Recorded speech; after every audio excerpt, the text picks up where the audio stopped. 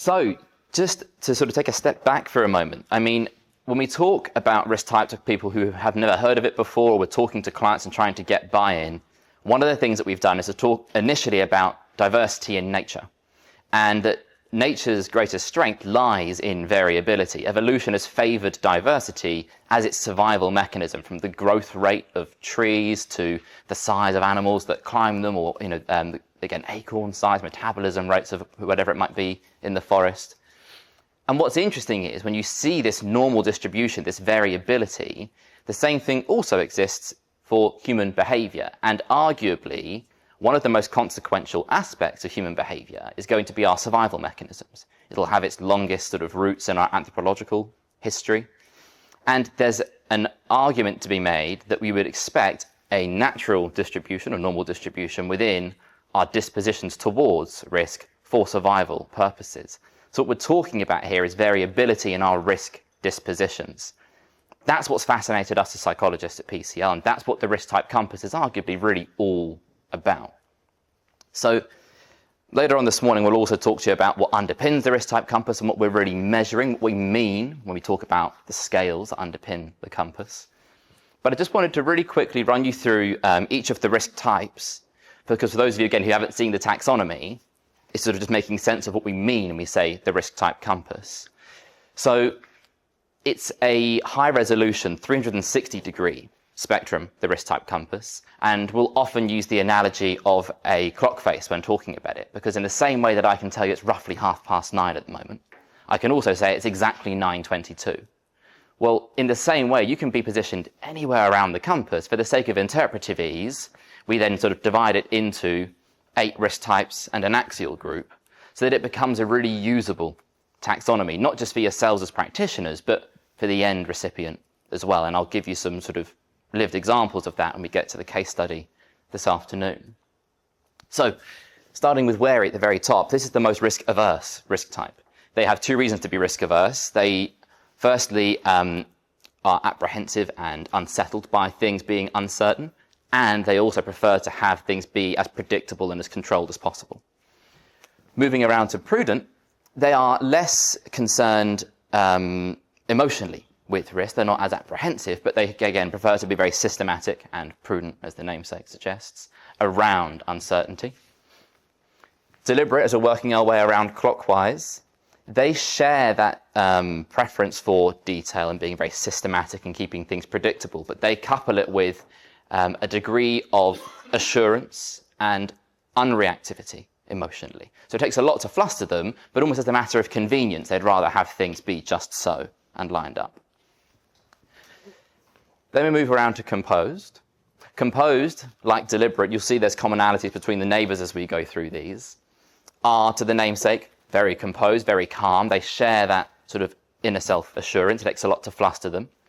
But what they don't have is that need for detail, nor are they necessarily sort of overly flexible or careless with detail, but what makes them really distinctive is that emotional composure. Then moving up to the top right, we've got adventurous. Adventurous are the individuals who have, again, that real imperturbable calmness, but they couple it with actually looking for a way to do things differently.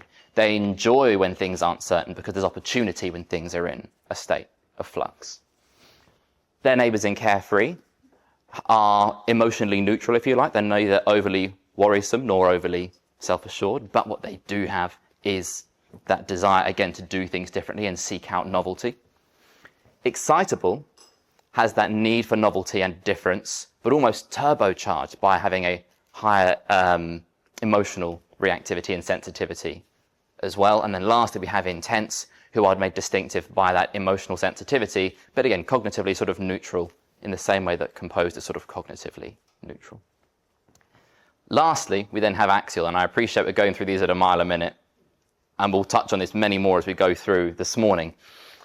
With axial, they are sort of in the mid-range on both of the scales that I'm about to introduce you to for the risk type compass. But in risk type terms, they are best positioned to sort of understand and almost feel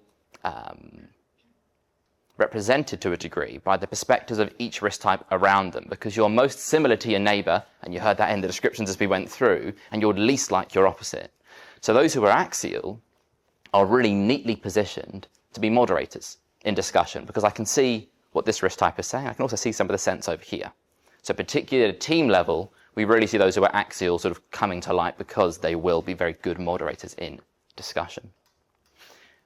As a tool, other thing that I just wanted to also mention to you all, because again, this is something I'll often lean into when speaking to new clients. There are so many assessments out there. And broadly speaking, psychometric assessments is an unregulated market. Anyone can create a questionnaire, publish it, and sell it. So there's a question of, well, how do you know you're buying something that's substantial and actually well built? And sometimes you may even hear clients sort of almost be overly skeptical and prematurely dismissive of assessments.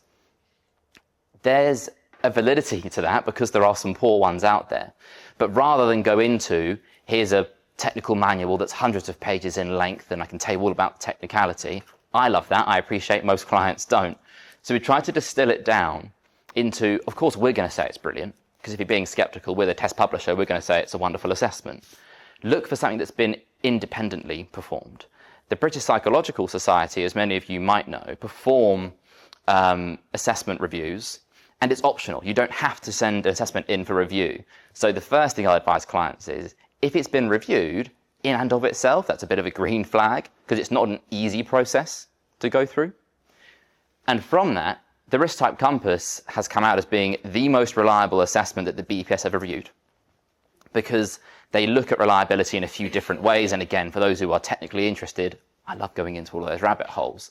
But the fact that it comes out as being the most reliable assessment that they've reviewed should then just give end clients confidence that what you're working with is something that's really robust and well built. So you're measuring something substantive. Because I think the idea of self-awareness as a phrase, and the idea here is increase your level of self-awareness. I'll always ask the question, but aware of what? Like, what are you trying to become self-aware of? It needs to be something that, again, has substance to it and importance. And when you're working with an assessment that's highly reliable, that's the first step towards assuring you have that.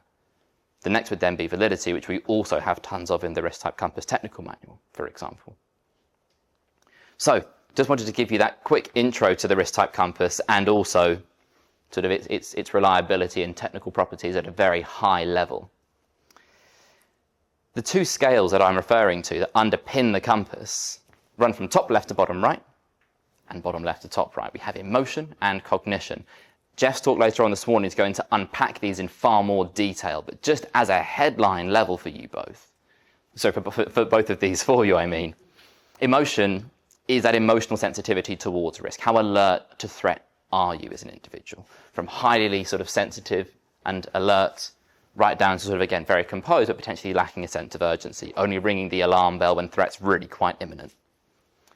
And then cognition, the degree of detail and structure and predictability you want, or the amount of certainty you need before feeling comfortable making a final decision, with those down here being very comfortable with lower degrees of predictability and certainty, and those up at the top right needing far more of it before they're willing to kind of put their stake in the ground. So that, again, as just a really high-level introduction to the tool, is what we're talking about when we mention the Risk Type Compass. We'll go into it far more this morning.